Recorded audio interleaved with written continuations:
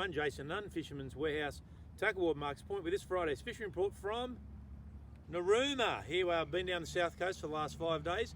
Had an opportunity to catch up with Dave Venn at JB Laws at Huskinson. And look, just enjoy the south coast. It's been absolutely beautiful down, as you can see, a beautiful run out tide heading out that Narooma bar. There's not a lot of swell. Got some intel back from home though. Spoke to Alex and the boys this morning.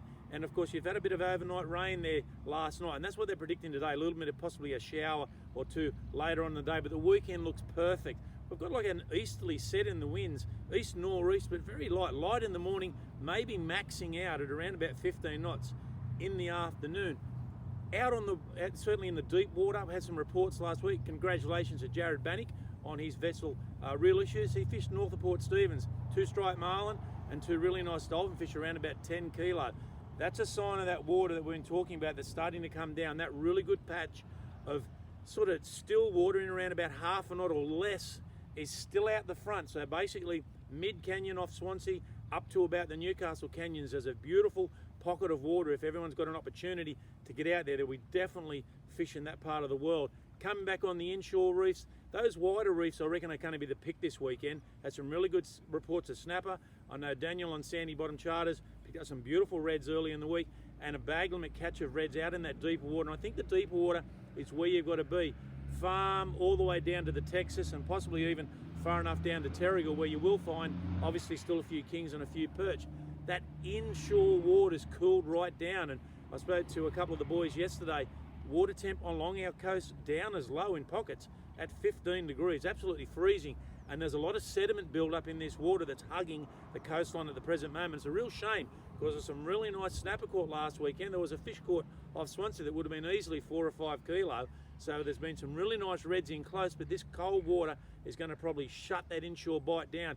The trouble is with cold water, 1 minute it turns up, the next minute it leaves. So look, we could be talking about how bad it is today, and of course come tomorrow or even Sunday, that water starts to break up a bit and you'll start to find good pockets. If that's the case, there'll be some good fish offshore.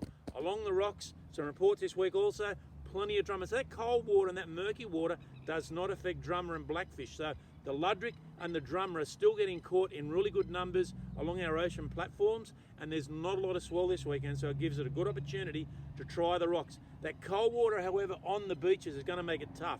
Obviously a few salmon, a few bream have been getting caught, and there's just a sprinkling of whiting, and these whiting are starting to appear on Blacksmith's breakwater as well, but not in any numbers just yet. With these tides that are going to work through this weekend, you've got high tide around about 7 o'clock on Saturday morning, and of course a low tide at 1. With this influence of this cold water moving into all of our estuaries, whether it be in Lake Macquarie or certainly Newcastle Harbour and Port Stephens, no different, the fishing will shut down when this water starts to get super cold. So you've really got to take advantage and try to fish that run out tide. And again, run out tide being at 1 o'clock, 3 hours before that will be the change of the tide to 3 hours after. So you'll still get that 6-hour pocket of fishing, but I really encourage fishing the estuary on the run out tide, particularly the channels and Swansea Channel itself. A lot of bream in the system at the present moment. Whiting is starting to build, and of course full moon is next Thursday, so we're going to start to see a lot more fish come into the system. 10 days after the full moon, of course, the prawn run, which will be the November run, we'll see this big build up of whiting as it comes back into that next prawn run. But in the lake also, there's been plenty of small, we'll call them squire, not really snapper. There's a lot of fish in and around about that, say 32 to 35, getting caught mixed in with the brim. Some beautiful flatheads still getting caught on the flats, and of course into that deeper water. Strangely enough, a few squid, and we did see those squid turn up in the channel after the prawn run. And I think if you're going to have a bit of a squid in the channel, again, pick the run out tide. And of course the best time to fish the channel is of course the last 3 hours of the tide, so after the tide as it starts to slow down. Of course crabs, plenty of them. I got another feed before I come away, thanks to Gavin and Alex. Well done boys, but there's plenty of blue swimmer crabs in the estuary at the moment, and I think that's where the attention will go on that high tide. Instead of fishing the channel on high tide, move into the lake. Plenty of mulloway around if you're prepared to put a little bit of time in on that night. Of course with this building moon, a great opportunity for fish for these mulloway. Anyway, I've got to get back in the car, head back home to Swansea. I'll catch us next Friday, tight lines, and let's get into it. See you next Friday.